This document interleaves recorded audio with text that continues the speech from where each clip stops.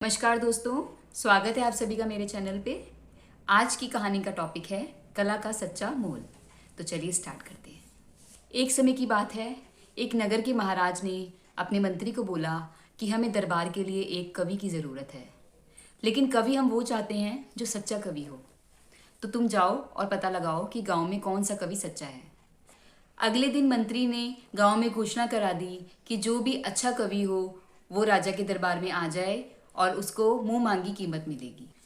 अगले दिन 1001 व्यक्ति मंत्री के पास आए और बोले हम सभी कवि हैं। तो मंत्री ने एक एक करके सभी से कविताएं सुनी। उन्हें उन सभी की कविताएं बहुत अच्छी लगीं और मंत्री जी कंफ्यूज हो गए कि इनमें से सर्वश्रेष्ठ कौन है। नौजवान मंत्री इस बात का फैसला कर ही नहीं सका कि इनमें से सर्वश्रेष्ठ कौन है। तो उसने एक दिन सोचा, 2 दिन सोचा, 3 दिन सोचा। चौथे दिन उसने एक कागज पे सुनहरे अक्षरों में इन सभी कवियों के नाम लिख के राजा के दरबार में उपस्थित किए। महाराज को हैरानी हुई कि क्या ये सब कवि हैं। तो मंत्री सिर झुकाकर कहने लगा, हाँ महाराज, ये सभी कवि हैं और मैंने इन सभी की कविताएं सुनी हैं, लेकिन मैं इन्हें जज करने में असमर्थ हूँ कि इनमें से सबसे अच्छा कौन है। तो महाराज ने 1 घंटा सोचा, 2 घंटा सोचा, 3 घंटा सोचा। चौथे घंटे महाराज ने आज्ञा दे दी कि इन सभी 1001 कवियों को बंदी गृह में डाल दिया जाए और इनसे कौलू चलवाया जाए। आज के बाद इनमें से कोई भी कविता करेगा तो उसे नगर के सबसे बलवान आदमी से 100 कौड़े पड़वाए जाएंगे। 6 महीने तक ऐसा ही हुआ। 6 महीने के बाद महाराज स्वयं बंदी गृह में गए और अपने सैनिकों से कहा इन सब की तलाशी ली जाए कि क्या इनमें से किसी ने कविताएं लिखी हैं। और पता चला कि 1001 में से 101 कवि ऐसे थे जिन्होंने महाराज की कड़ी यातनाओं के बावजूद पहरेदारों से छिप छिप कर रात को जाग जाग कर कविताएं लिखी थी। महाराज ने मंत्री से कहा, तुमने देखा कि ये जो 900 आदमी थे ये कवि ना थे, केवल नाम के भूखे थे। अब इन्हें 6 महीने की तनख्वाह देकर विदा कर दो और जो ये 101 कवि हैं इनमें से सच्चा कवि कौन है ये जानने के लिए इन्हें मोर महल में ठहरवा दो और देखो इन्हें किसी भी तरह की तकलीफ ना पहुँचे।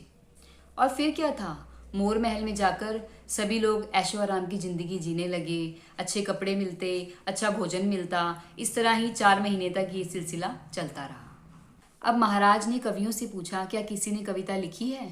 तो उन 101 कवियों में से 100 लोगों ने कोई कविता नहीं लिखी थी, परंतु सिर्फ एक कवि ऐसा था जो ऐशो आराम की ज़िंदगी में भी रहता हुआ अपने मन के भावों को कविताओं के रूप में ढालता रहता था।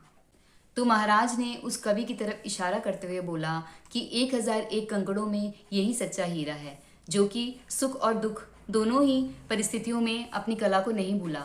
ना तो ये दुख की रात में अपनी कविता को भूला और ना ही सुख की प्रभात में अपनी कला को भूला। और ये जो 100 आदमी हैं ये भी सच्चे कवि नहीं हैं।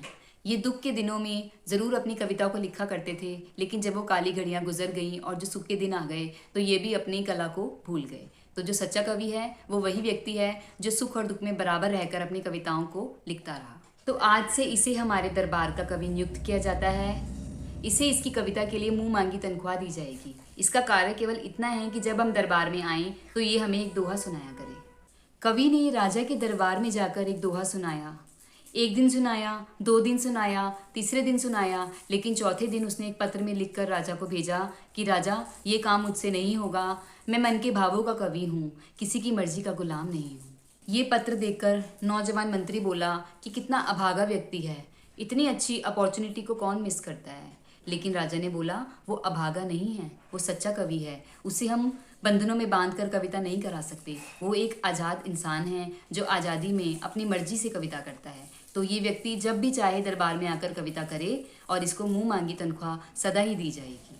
तो इस तरह हमें एक उच्च कोटि का कवि मिला जो राजा के दरबार के लिए असली कवि नियुक्त किया गया।